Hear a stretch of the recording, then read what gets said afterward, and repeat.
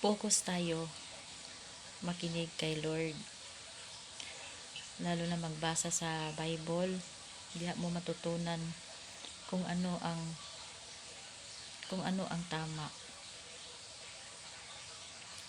Kailangan tayo araw-araw, gabi, manghingi ng kung anong kasalanan, manghingi ng tawad sa Panginoon.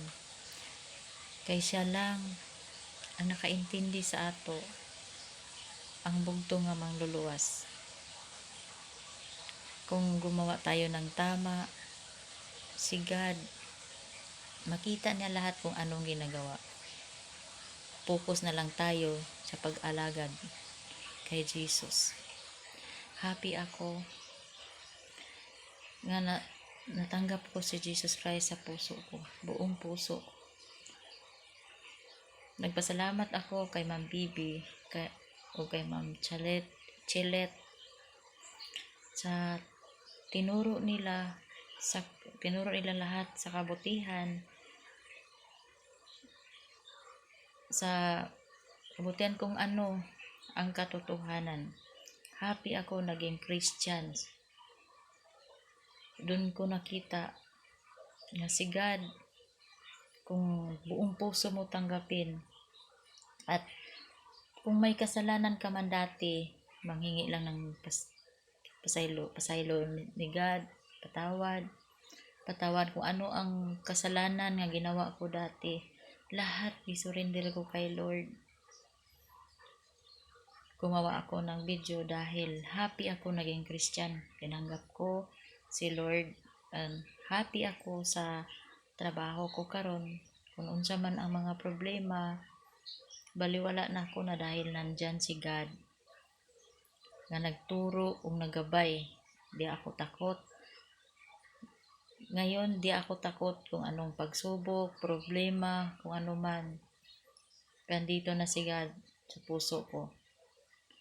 Hindi ako takot. Alam ko na si God, si Jesus Christ, maggabay o magturo sa matarong na daan sa akong mga anak, na ila silang gabayan o proteksyonan ng akong 5 ka anak o 1 ka apo. Gayran sa matarong nga magminahalay kami buong pamilya nga nasigad sa tiliwala sa amo. Pasalamat ako kanunay ni Lord nga nakamata o bisan sa akong hirap ngayon, bisan daghan kong utang, maningkamot ko nga makabayad ko, dili na ako ikahiya nga naa ako'y utang. Tinanggap ko ang mga gimarites ko, okay lang, di ako galit. Tinanggap ko sa ilang pag-down, sa akong pagkatao, saon man. Dili lahat panahon nga hayahay ka. Wither. Sa ngayon, nahirapan ako. Pero alam ko, lutason ni Lord lahat ng naramdaman ko, puot at sakit nga walaon niya. Kay anak ako niya ngayon.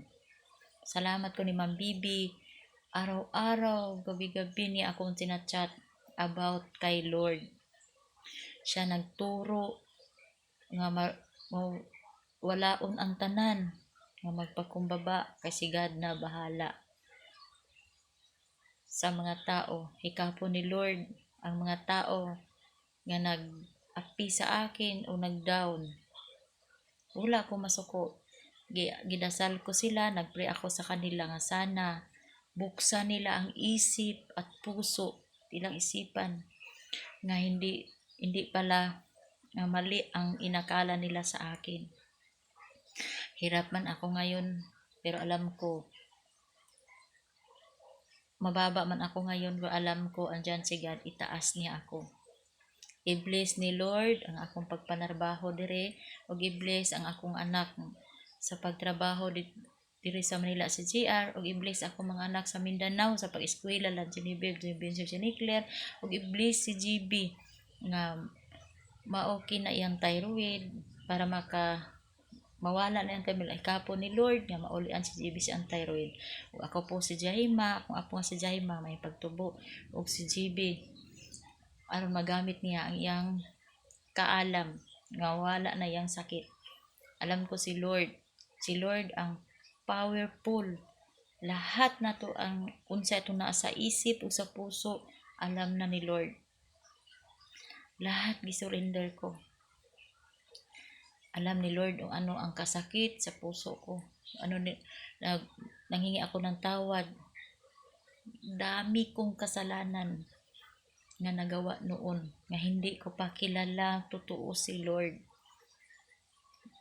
Ngayon ko lang doon ko narinig lahat sa Christian na totoo pala. Ang nagbasa ako sa Bible, naka-attend ko women to women, o ano ko sa simbahan sa CCF, nakinig. Magaan ang pakiramdam kung tinanggap mo buong puso si Lord. Marunong ka magpakumbaba, marunong ka mag-accept sa kasalanan mo, marunong ka magpatawad, hindi ka magalit kahit anong sakit na marinig mo. God,